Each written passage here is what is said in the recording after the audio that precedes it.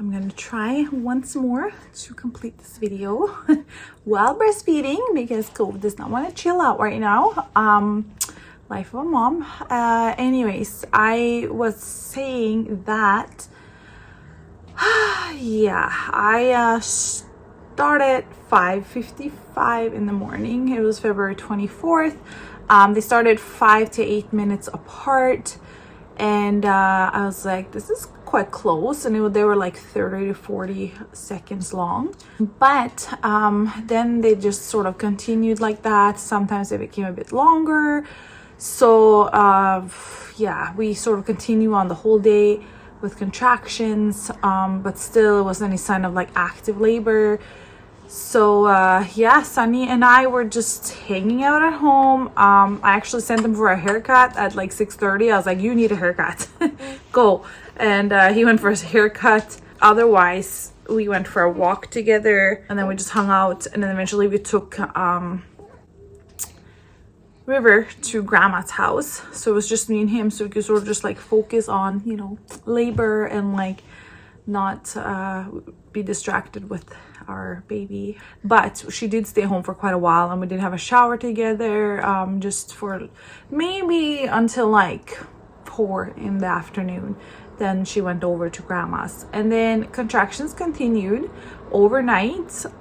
They started, I sort of wrote down like what was happening on a little timeline.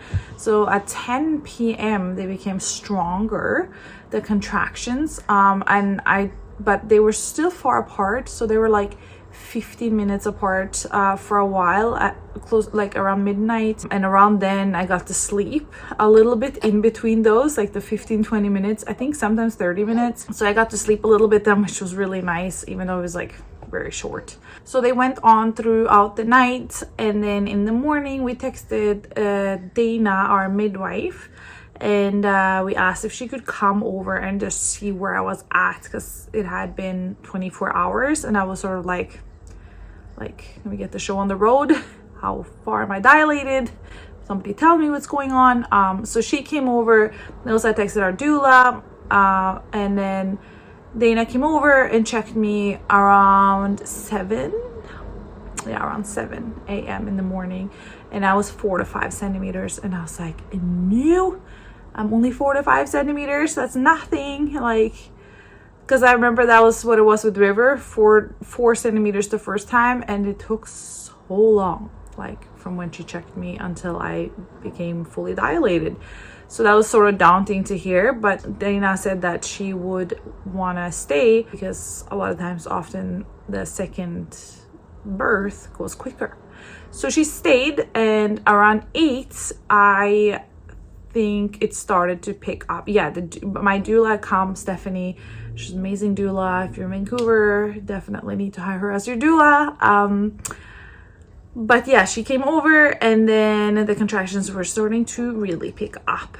I never got checked after I was 4 to 5 centimeters. I just went with the contractions. The midwife, the doula, all of them went with how I was sounding. So at like 11 a.m. I was in active labor for maybe like 3 hours, 4 hours, and I was just from like 7 centimeters or 6 centimeters, maybe 7 centimeters anyways. When you transition into that active labor stage, the contractions really picked up. Like, it was painful. I was like, I can't do this, which is very common apparently. And I was just thinking, holy shit, where's that epidural?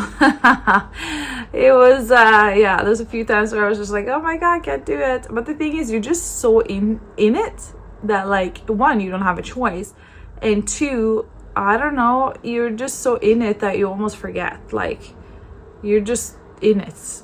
And when the contractions started to become like super strong and so painful, so when the contractions started to become super painful, I somehow just changed my breathing.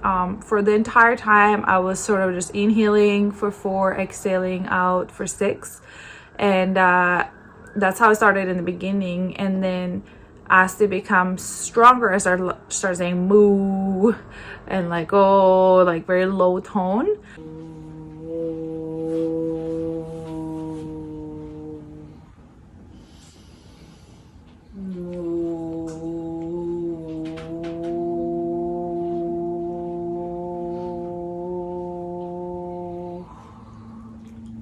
And then when they became super strong, I had to really like take over almost the pain with my voice, which came completely instinctual. Like I did not know like that was what I was gonna do. I basically just like roared over the pain. So my voice just became stronger and louder, and I felt like I just wanted to hit something and like squeeze something, and I did sort of do that. And like yeah, I had to become stronger and more powerful than the pain. And like with my voice, that's exactly what I did. Like I was just roaring, like it was, I don't know, like such a crazy experience. And like I don't know, maybe I'll share the footage of how I sounded later on in the other video I'll make of our home birth. Also, yeah, have I said that? I did have a home birth, so I'm really excited about that. I did get my home birth, so this entire time we've been at home. And yeah, so I was roaring, I was switching positions. She's asleep on the boob. Let's see if I can put her down. So what I was saying was that I was switching positions. So I was on the toilet a lot. I was on my hands and knees holding around the birth ball, leaning over the birth ball, while Sunny was either squeezing my hips or holding my hand or hands. And it was so nice because I felt so supported, which was like super important for me this time around. It was just like feeling like I wasn't in it alone. Like I didn't feel it the first time, but like just holding hands this time felt so nice. So what else did I do? Yeah, those were the main two positions that I did that felt good. I also sort of leaned over the fireplace in the beginning, and that felt nice because the heat, and we also used the heating pad some, and that also was nice. And then at the end, and also during, I did go into the pool like during the earlier contractions, and then I went in like right at the end. Like I just knew, I was like, I need to go in the pool now. And the midwife and the doula just literally left me to do my own birth. Like they didn't ask me any questions or like check me a lot or anything like that. They just checked for heartbeat for baby. They didn't check my dilation again. At the end I went into the pool, and then I was at the stage where like I need to bite something. So first I bit Sunny's finger, poor guy. He was sort of holding onto my hands while I was like leaning over the pool, and I was on my knees. So that was a really nice position. And then after that I get a towel and I was biting into that, but then I realized I need to bite my own arm. So I had like a bunch of bruises here because I bit my own arm to like distract myself from the pain. So, and that actually really worked, which was really nice. And you know, as soon as I entered the pushing stage and the transition, I just felt pressure. Like I can't remember feeling pain as I did with the contractions. Like that whole pushing stage was actually the easiest and the best, and like the least painful, which was just so mind-blowing to me because I wasn't prepared for that. I was like, I expected it to be painful, but honestly it wasn't. In comparison to the contractions, no, it was, I don't know, it wasn't painful. Say hi, little cranky pants. Little Covey does not want to chill alone. Her name is Cove. I love her name. She was born in water then. I pushed her out in like 20 minutes. It was a very short pushing stage. And like I said, it wasn't painful. Like the contractions up until then were really painful, but the actual stage, like the pushing stage, was not. Like, still so mind blown at that. Like, what a difference. So I pushed her out, and when I was pushing, they were like, you can reach down and feel her. So I reached down and I felt her coming out. First I could just feel a little bit of her head, and my first reaction was like, oh my god, she has so much hair. I was just feeling for her, and I could just feel more her coming out. All of a sudden her whole head was out, and then it was her shoulders, and they were like, one more big push, and then I pushed her out. She just slid out of there. And then we were in the pool, and I looked at her, and the first thing I said, oh my god, she looks identical to River, my other daughter, which is just crazy. So yeah, we were just, I don't know, mind blown of the whole thing. It was such a beautiful experience. It was so cool to have experienced a full home birth in my own home, in a pool, feeling the whole experience, you know, like going to the hospital, getting all the interventions that they offer there. It's just not the same. It really isn't.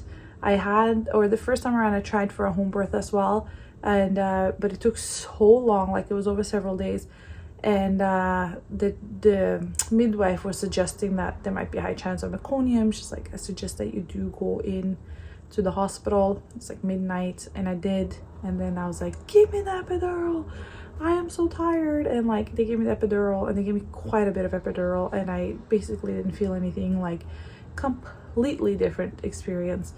Like, I think meeting River and meeting her were like equally as beautiful, but like the whole experience was just different, you know. Like, I got so sick with River, and it was just, I guess I can do a comparison video maybe later on.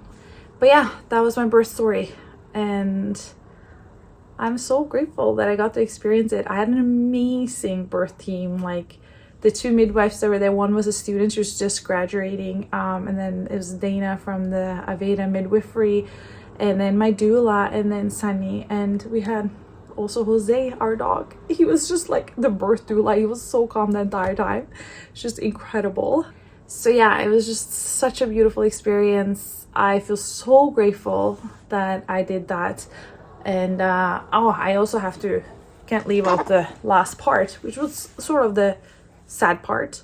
At the end, we were waiting for the placenta to come, and I did push it out. I had maybe 15 minutes, but I did hemorrhage. So I did bleed quite a bit. I went out of the pool and it was sort of gushing out blood. I was lying on the couch, and my midwife was massaging my tummy to like see if there's any blood clots, and there was quite a few, like huge ones. Sonny saw it all happen. He was about to pass the fuck out. And we then 3 hours later, like, they gave me 2 shots of Pitocin in my thigh. It did not stop it fully, and then they tried Pitocin into my arm, and that sort of slowed it down and stopped it eventually. But she was like, there's too many red flags, I'm sorry, but we should go to the hospital just to be sure. So in the end, we ended up going to the hospital for that reason. The ambulance came, they took me to the hospital. Sunny came with baby Cove a couple of hours later. His sister came to just help out.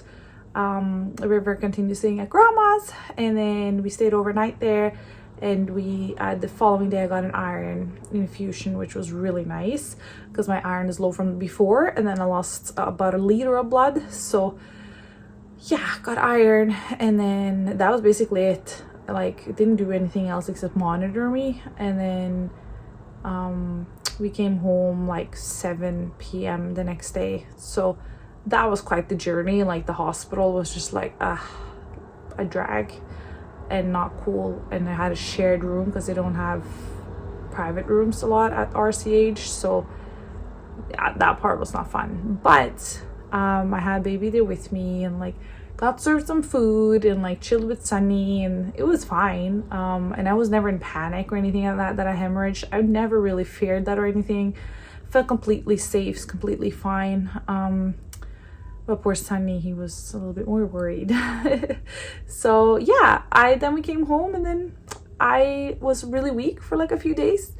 And then I was feeling like dizzy a little bit and like nauseous, but then that passed, and around like day 5 the iron kicked in, and I felt so much better, like just a million times better. And then from there on I've just been feeling a lot better, and the bleeding has pretty much stopped. And yeah, that was my whole birth story. And I feel really proud of it. I feel super proud that I did it at home. Like, it requires an insane amount of strength and bravery to do that at home, like, and just handling that pain. I don't know, it requires some strength and like courage. So I feel really proud that I did it at home. Really happy I birthed my little baby at home. She's healthy and happy, and so am I, and everybody else here. And like, we're just so blessed. I feel so blessed, and it's cool to have had both experiences, you know, one hospital birth and one home birth. So you're so sweet, the baby. And yeah, I think I'm gonna end it there. Thank you so much for watching. Hope you enjoyed my birth story, and then I'll tune in with more videos as time goes by. It's funny, second time around with your baby, you're like, oh, I can do this, I can do this, I can do that. With the first baby, I'm like, oh my god, like, I don't have time for anything, like, I need to do this or that. Like, obviously it's busy, but I just see so much more possibilities this time than I did the first time, because you're just, everything's so new. So yeah, anyways, what I'm trying to say is that I will come out with more videos, because I see the possibilities, and I see that I do have time. Yeah, anyways, thank you for watching, thank you for tuning in, thank you for being baby Colby, and we'll see you next time.